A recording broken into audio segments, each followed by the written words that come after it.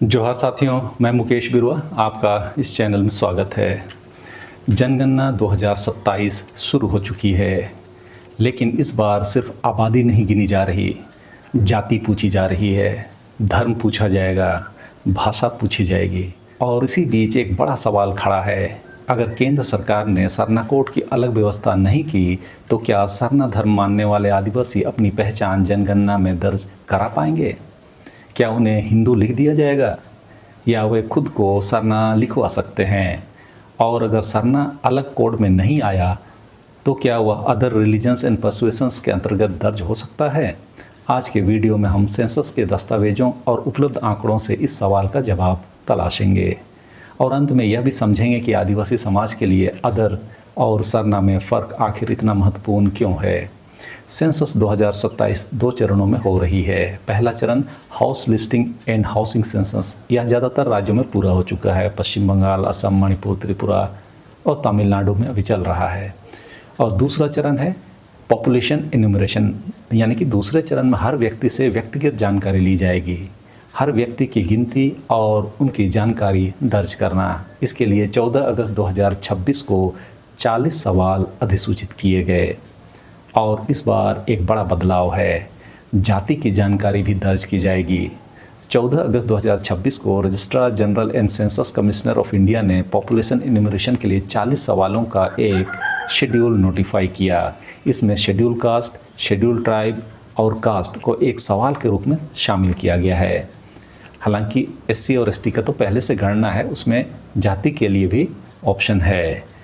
और एक महत्वपूर्ण बात, सामान्य कास्ट के लिए ओपन एंडेड कॉलम रखा गया है, यानी व्यक्ति अपनी जाति या उपजाति जिस नाम से बताता है उसे उसी आधार पर दर्ज किया जा सकता है। लेकिन यहाँ एक बात बिल्कुल साफ समझनी होगी, जाति और धर्म दो अलग सवाल हैं।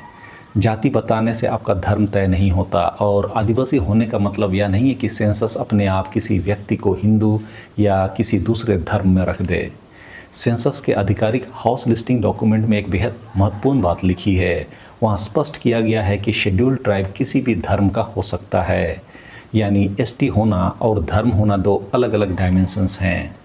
यहाँ तक कि सेंसस के डॉक्यूमेंट में साफ लिखा है कि schedule tribe can be from any religion. यही बात तो हम आदिवासियों को तोड़ रही है। खैर, उस पर कभी और बात करेंगे। अभी के हिसाब से अगर कोई व्यक्ति है वह एसटी हो सकता है, अगर कोई मुंडा है वह एसटी हो सकता है, अगर कोई उरांव है वह एसटी हो सकता है, और साथ ही वह अपने धार्मिक विश्वास के बारे में अलग उत्तर दे सकता है, यानी एसटी धर्म नहीं है। और यही बात सरना डिबेट को समझने के लिए बहुत महत्वपूर्ण है। अब सवाल आता है, अगर व्यक्ति सरना लिखवा सकता है तो अलग सरना कोड की ज़रूरत ही क्या है? यहीं पर इंडिविजुअल रिस्पॉन्स और स्टैटिकल आइडेंटिटी का फ़र्क समझना होगा। मान लीजिए सेंसस कर्मचारी से आपने कहा मेरा धर्म सरना है। अगर आपका उत्तर दर्ज हो गया तो आपकी व्यक्तिगत पहचान सेंसस डेटा में कैप्चर हो गई। लेकिन जब पूरे देश का आंकड़ा प्रकाशित होगा तब सवाल यह है कि क्या आपको अलग से दिखाया जाएगा या आपको एक बड़े समूह अदर रिलीजन्स एंड पर्सुएशंस में जोड़ दिया जाएगा? यही असली विवाद है। अलग सरना कोड की मांग सिर्फ यह नहीं है कि हमें सरना लिखने दिया जाए, वह तो लिखने से कोई रोक भी नहीं सकता, क्योंकि संविधान धर्म की स्वतंत्रता यदि हिंदू, मुसलमान, सिख, ईसाई, बौद्ध और जैन को दे रहा है तो देश के हर नागरिक को अधिकार है, जिसमें हम आदिवासी भी आते हैं। बल्कि मांग यह है कि सरना को एक स्वतंत्र और स्पष्ट धार्मिक पहचान के रूप में राष्ट्रीय सेंसस क्लासिफिकेशन में स्थान दिया जाए, क्योंकि अदर एक पहचान नहीं है, अदर एक एग्रीगेशन कैटेगरी है। अब आते हैं सबसे महत्वपूर्ण तथ्य पर। सेंसस 2011 के आधिकारिक डेटा में 6 प्रमुख धर्मों हिंदू, मुस्लिम, क्रिश्चियन, सिख, बुद्धिस्ट और जैन, इनको अलग अलग दिखाया गया था। इसके अलावा अलग अलग धार्मिक नामों को अदर रिलीजन्स एंड पर्सुएशंस की व्यापक श्रेणी में रखा गया। यह बात सेंसस की आधिकारिक वेबसाइट के C01 टेबल में भी स्पष्ट है। और इससे भी ज़्यादा महत्वपूर्ण तथ्य है, सेंसस 2011 के schedule tribe population bye religious community वाले ऑफिशियल टेबल में सरना नाम से एंट्रीज मौजूद हैं, वो भी 50 लाख के लगभग। तो उदाहरण के लिए बिहार के 2011 के ST14A टेबल में सरना एक अलग रिलीजियस रिटर्न के रूप में दिखाई देता है। मैं टेक्निकल टर्म यूज़ कर रहा हूँ। इसी तरह वेस्ट बंगाल, उड़ीसा, झारखंड में भी ST टेबल में सरना मौजूद है। इतना ही नहीं, 2011 के सेंसस में 28 राज्यों के आदिवासियों ने सरना लिखा। यह कोई छोटी बात नहीं है। इसका मतलब क्या है? इसका मतलब यह हुआ कि सरना कोड अलग से ना होने का अर्थ यह नहीं है कि सेंसस में सरना नाम दर्ज नहीं की जा सकती, दर्ज होगा। कोई भी जनगणना कर्मी मना नहीं कर सकता। यह बहुत महत्वपूर्ण तथ्य है। तो क्या 2027 में सरना अदर में दर्ज हो सकता है? सरना कोड नहीं मिला तो क्या हम हिंदू में दर्ज होंगे? इसका जवाब है नहीं। उपलब्ध सेंसस व्यवस्था और 2011 के ऑफिशियल डेटा को देखते हुए ऐसा कोई आधार नहीं है कि सरना कोड ना होने पर हर सरना अनुयायी को अनिवार्य रूप से हिंदू दर्ज करना पड़ेगा। 2011 में सरना नाम से रिटर्न्स मौजूद थे। 1961 से ही सरना नाम से सेंसस में डेटा दर्ज है और अदर रिलीजन्स एंड परसुएशंस मतलब अन्य धर्म एवं विश्वास की कैटेगरी में मौजूद थी। इसीलिए सिद्धांततः यदि कोई व्यक्ति अपनी धार्मिक पहचान सरना बताता है तो उसे हिंदू मान लेना स्वतः सिद्ध नियम नहीं है। लेकिन यहाँ एक सावधानी जरूरी है। 2027 में एग्जैक्टली किस तरह के रिलीजन कोड्स और कोडिंग इंस्ट्रक्शन इस्तेमाल होंगे यह फाइनल ऑपरेशनल कोडिंग इंस्ट्रक्शन पर निर्भर करेगा। इसलिए हमें दो चीज़ों को अलग रखना चाहिए। पहली बात, व्यक्ति अपना धर्म क्या घोषित करता है, और दूसरा, सेंसस उस डिक्लेरेशन को फाइनल स्टैटिकल कैटेगरी में कैसे कोड करता है। यह दोनों चीज़ें एक नहीं हैं। 2011 का सेंसस हमें एक दिलचस्प उदाहरण देता है। ऑफिशियल ST14A टेबल में सिर्फ सरना ही नहीं बल्कि कई ट्राइबल रिलीजियस नेम्स दिखाई देते हैं। उदाहरण के लिए सरना, सारी धर्म, आदि धर्म, नेचर रिलीजन, ट्राइबल रिलीजन और भी अलग अलग स्थानीय धार्मिक नाम। वेस्ट बंगाल और उड़ीसा के ऑफिशियल सेंसस टेबल में ऐसी कई एंट्रीज दर्ज हुई है, बल्कि पूरे देश के टेबल में।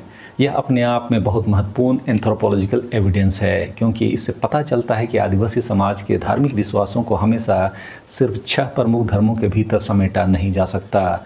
भारत की धार्मिक विविधता इससे कहीं ज़्यादा व्यापक है, और यही कारण है कि आदिवासी दृष्टिकोण से सवाल सिर्फ धार्मिक स्वतंत्रता का नहीं है, यह डेटा विजिबिलिटी का सवाल भी है। और हम सरना वाले डेटा विजिबिलिटी का ही दावा कर रहे हैं।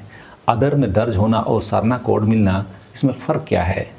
अगर सरना को स्वतंत्र कोड मिलता है तो राष्ट्रीय स्तर पर पूछा जा सकता है कि भारत में कितने सरना अनुयायी हैं, किस राज्य में कितने हैं, किन जिलों में उनकी संख्या अधिक है, उनकी लिटरेसी रेट क्या है, शिक्षा की स्थिति क्या है, शहरीकरण कितना है, माइग्रेशन कितना है, उनकी मातृभाषा कौन सी है और दूसरे सामाजिक आर्थिक परिस्थितियां क्या है। लेकिन यदि सरना को केवल अदर के भीतर एग्रीगेट कर दिया गया तो सरना की नेशनल स्टैटिकल विजिबिलिटी कम हो जाएगी। हो सकता है इंडिविजुअल रिस्पॉन्स डेटाबेस में मौजूद हो, लेकिन पब्लिश्ड हेडलाइन डेटा में वह अदर के भीतर दिखाई देगा। और यहीं से आदिवासी समाज की चिंता शुरू होती है, क्योंकि जो दिखाई नहीं देता उसके लिए पॉलिसी बनाना कठिन हो जाता है। आदिवासी नज़रिए से देखें तो सरना सिर्फ पूजा पद्धति का नाम नहीं है और ना ही स्थल का नाम, जैसा कि कई भाजपा और RSS के लोग दावा करते हैं। इसकी पौराणिक कथा जंगल में रहवास के दौरान, मतलब रहने के दौरान कोई काम करने से पहले धनुष से तीर छोड़ने से संबंधित है। यह पौराणिकता एस्टोएसिटिक मुंडा परिवार की सांस्कृतिक गतिविधि से आई है। यह प्रकृति, जल, जंगल, जमीन, पूर्वजों, गांव की सामुदायिक व्यवस्था और सामाजिक सांस्कृतिक जीवन से जुड़ा है। इसीलिए सरना आइडेंटिटी को केवल एक और रिलीजन के रूप में देखना भी अधूरा हो सकता है। मैंने अपने कई वीडियो में यह बात स्पष्ट करता रहा हूँ कि आदिवासी धार्मिक नहीं वरन सामाजिक और सांस्कृतिक प्राणी हैं। हमने अपने सांस्कृतिक पहचान को ही राष्ट्रीय स्तर पर हिंदू, मुसलमान, सिख, ईसाई, बौद्ध और जैन के साथ पहचान देने का दावा किया है, क्योंकि आदिवासी समाज में धर्म, संस्कृति, भाषा, परंपरा, ग्राम व्यवस्था और प्राकृतिक संसाधनों के साथ संबंध एक दूसरे से जुड़े हुए हैं। यही कारण है कि सरना कोड की मांग करने वाले लोग इसे केवल धार्मिक क्लासिफिकेशन की मांग नहीं मानते, वे इसे आइडेंटिटी और रिकॉग्निशन का प्रश्न मानते हैं। झारखंड सरकार भी इसी तर्क के आधार पर केंद्र से अलग सरना कोड की मांग करती रही है। मई 2026 में भी मुख्यमंत्री हेमंत सोरेन ने राष्ट्रपति, प्रधानमंत्री और राज्यपाल को पत्र लिखकर सेंसस 2027 में अलग सरना या ट्राइबल रिलीजन कोड की मांग दोहराई। लेकिन एक बहुत ज़रूरी सवाल, क्या सरना कोड मिलने से सब समस्या खत्म हो जाएगी? नहीं, यह भी समझना जरूरी है कि एक अलग कोड बहुत महत्वपूर्ण हो सकता है, लेकिन केवल सेंसस कोड से ज़मीन की समस्या ख़त्म नहीं होगी, FRA की समस्याएं ख़त्म नहीं होंगी, पेशा का पूरा इम्प्लीमेंटेशन नहीं हो पाएगा, आदिवासी भाषाओं को स्वतः संवैधानिक दर्जा नहीं मिलेगा और विस्थापन भी बंद नहीं होगा। इसलिए सरना कोड को एक बड़े आदिवासी अधिकार आंदोलन का एक हिस्सा समझना ज़्यादा उचित होगा। लेकिन सेंसस में पहचान दर्ज होना फिर भी महत्वपूर्ण है, क्योंकि लोकतंत्र में स्टैटिक्स सिर्फ नंबर्स नहीं होते, वे पॉलिसी का आधार बनते हैं, पहचान का आधार भी होते हैं। 2027 में आदिवासी समाज को तब क्या सावधानी रखनी चाहिए? यहाँ सबसे महत्वपूर्ण बात, जनगणना के दौरान व्यक्ति को अपनी पहचान सही और स्पष्ट रूप से बतानी चाहिए। अगर कोई व्यक्ति स्वयं को सरना मानता है तो उसे अपनी धार्मिक पहचान वही बतानी चाहिए जो वह वास्तव में मानता है, लेकिन किसी को यह सलाह नहीं दी जानी चाहिए कि वह झूठा धर्म लिखवाए। सेंसस एक ऑफिशियल स्टैटिस्टिकल एक्सरसाइज है, इसीलिए अपनी वास्तविक पहचान बताइए और जहां पॉसिबल हो यह भी सुनिश्चित कीजिए कि जनगणना कर्मी ने वही दर्ज किया है जो आपने कहा, क्योंकि सेंसस में व्यक्ति की घोषित पहचान और बाद के स्टैटिस्टिकल कोडिंग दो अलग अलग स्टेजेज हो सकते हैं।